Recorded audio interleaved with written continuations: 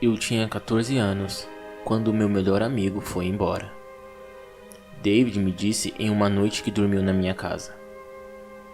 Então, minha mãe conseguiu um novo emprego e nós vamos nos mudar para outro estado. Eu sei, fica a mais de 1000 quilômetros daqui. Eu já pesquisei. Eu fiquei em silêncio por um longo tempo e depois disse: eu ouvi dizer que lá é incrível. O clima parece bem legal. David sorriu de volta. Sabe o que devíamos fazer? Tornar meu último dia inesquecível. Ele ainda não tinha contado a ninguém sobre sua partida.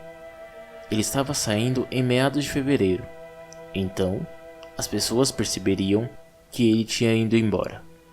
E se todos pensassem que a Bloody Mary me levou embora? O plano era brilhante. Depois da escola, ele e eu anunciaríamos que invocaríamos a Bloody Mary no espelho, e ele fugiria pela janela. Era um curto alcance até a varanda do segundo andar, e ele iria subir, escorregar pelas escadas e caminhar para sua casa. Eu iria sair e anunciaria que a Bloody Mary era real e que ela o havia levado para o outro mundo e ninguém jamais o veria novamente. Todos nós temos que ir embora em algum momento. Uma vez que aceitamos isso, podemos criar um método. Havia pelo menos 2 dúzias de pessoas que se reuniam no banheiro naquela sexta-feira após a aula. Ninguém tentava invocar o fantasma desde que Jimmy Fincher tentou no 5º ano. Depois foi para casa cedo porque fez xixi nas calças. Depois disso, Jimmy passou a se sentar sozinho na hora do almoço. David e eu mal conseguimos conter nossos sorrisos enquanto entramos no banheiro sozinhos. Sabe o que eu acho?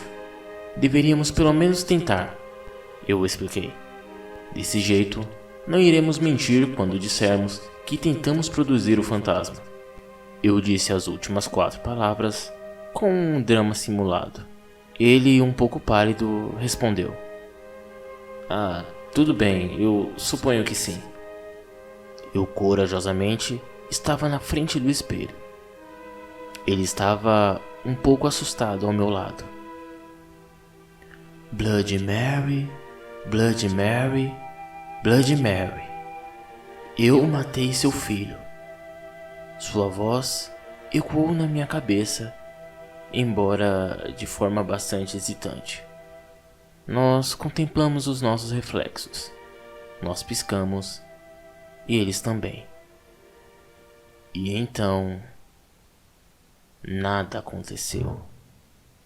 Nós dois soltamos um suspiro de alívio. É melhor eu sair daqui, disse David. Está na hora. Um engate de tristeza levantou-se na minha garganta. Sim, foi tudo que eu pude dizer. Ele colocou uma perna na pia e uma na janela aberta, antes de me oferecer um último adeus. A gente se vê, ele disse com um sorriso. Ele olhou para baixo e deslocou seu peso para se posicionar para a janela e finalmente escapar. Ele estava a meio caminho quando eu não pude resistir. Buh! Eu gritei para ele enquanto ele pulava para frente. Seus olhos dispararam imediatamente e trouxeram um momento de terror. Honestamente, eu não queria fazê-lo escorregar. David caiu pela janela fora da vista antes que eu pudesse reagir. Ai, droga! Eu pensei. Agora teremos que lidar com um tornozelo torcido. Isso vai arruinar toda a brincadeira. Eu caminhei até a janela e coloquei a cabeça para fora. A cabeça de David foi empalada de lado em um cano de metal que costumava fazer parte de uma cerca de energia. Ele deve ter caído de pelo menos uns 5 metros. O topo do cano estava coberto de sangue e a ponta dele tinha um pedaço do cérebro de David. Suas pernas estavam torcendo como se ele estivesse correndo, mas o poste o manteve firme. Ele balançava enquanto suas pernas tremiam. Seus olhos piscavam violentamente enquanto seu maxilar se abria e fechava. David estava morto. Eu acho que a Bloody Mary realmente nos pegou no fim. Pelo menos foi o que eu disse a todos. Eu disse que David ficou assustado com o que viu após o ritual e saltou pela janela. E eu ainda vejo o assassino de David toda vez em que me olho no espelho.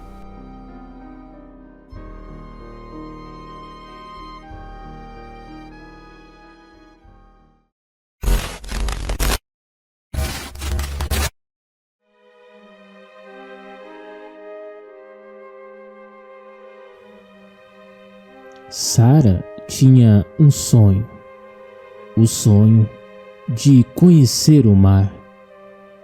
Seus pais, muito pobres, nunca tiveram condições de levá-la à praia. Até que, em um certo dia, eles conseguiram juntar um pouco de dinheiro e, com um carro emprestado, Sarah e os seus pais pegaram a rodovia em direção ao litoral. Como o trecho em questão passava por uma região muito conhecida por assaltos, ela colocou o seu canivete no bolso e se sentou no banco de trás. Se tudo desse certo, eles não precisariam parar e passariam direto. Mas durante o caminho, nuvens negras contornaram o céu e uma chuva forte começou a cair. Em uma curva, o carro acabou derrapando e saindo da estrada, rolando de uma ribanceira e se chocando violentamente contra uma árvore.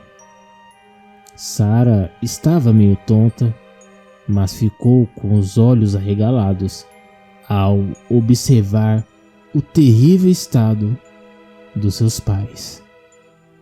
Pareciam gravemente feridos. Ela os chamava, mas eles não respondiam. Apenas gemiam de dor. Ela saiu do carro e subiu a ribanceira. Começou então a acenar para os poucos carros que passavam. O primeiro passou direto. O segundo também a ignorou. E assim por diante. Todos os carros passavam apressadamente. Seus olhos se encheram de lágrimas. Certamente, os motoristas não parariam para alguém naquele perigoso trecho da rodovia. Cabisbaixa, ela tomou o caminho de volta até o carro. Ela chorava muito, mas perto de chegar, ela diminuiu o passo. Mesmo de longe, ela conseguiu perceber alguém sentado no banco de trás. Seu coração congelou. Quem seria? Apanhando o canivete que carregava em seu bolso, a passos lentos e vagarosos, ela foi se aproximando. E, ao chegar próximo à janela, deixou o estilete cair. Se ajoelhou no chão e, com as mãos no rosto, começou a chorar. Coberto de sangue, com olhos vazios e a pele pálida, estava no banco de trás do carro, o seu corpo inerte e sem vida.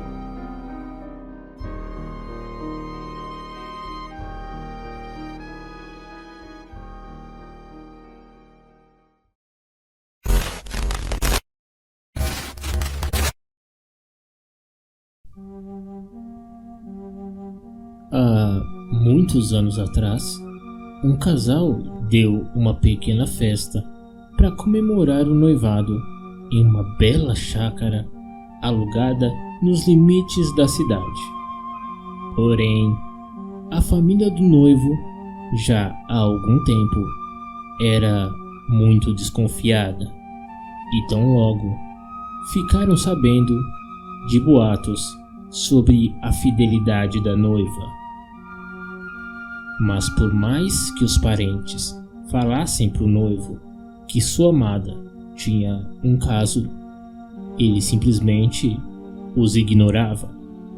Afinal, ele amava aquela mulher mais que tudo naquele mundo.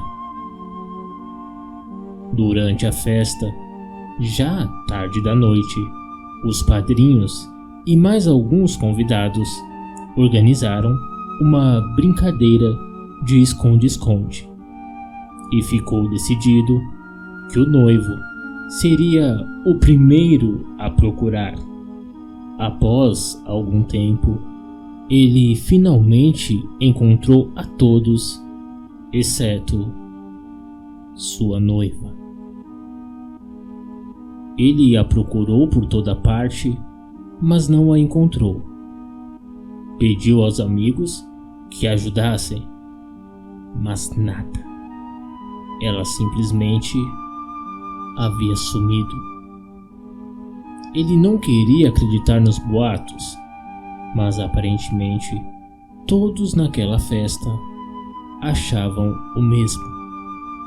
Ela havia ido embora com uma outra pessoa. Depois desse dia, o noivo nunca mais acreditou em mulher nenhuma. Ele simplesmente as tratava como um simples objeto que você usa e depois descarta. Iludiu muitas meninas e partiu muitos corações. Já depois de alguns anos, ele foi convidado para passar a virada de ano naquela mesma chácara. Ele ficou meio receoso de ir, mas seus amigos o convenceram. Após a queima de fogos, surgiu a estranha ideia. Que tal brincarmos de esconde-esconde? Todos gostaram da ideia, mas antes fizeram questão de perguntar se ele não ficaria aborrecido. Ele levou na esportiva. Ele disse com um sorriso que não haveria problemas, contanto que não fosse ele quem tivesse que procurar. Todos riram e o jogo começou. Ele subiu as escadas. Acima havia uma grande laje onde tudo era extremamente escuro. Um ótimo lugar para se esconder, pensou ele. Ele se debruçou na escuridão até que esbarrou em algo. Era um grande baú. Perfeito. Mas, ao abri-lo, um cheiro podre lhe entrou pelas narinas e o seu coração congelou quando ele conseguiu achar um interruptor de luz. Dentro do baú estava o corpo apodrecido da noiva desaparecida. Aparentemente, ela havia se trancado acidentalmente e, como o baú não abria por dentro, ela havia sufocado ou mesmo morrido de fome. Seus ossos do rosto estavam congelados em uma feição de desespero e haviam arranhões enormes no interior do baú. do qual tentou desesperadamente sair e abraçar seu noivo que ela tanto amava.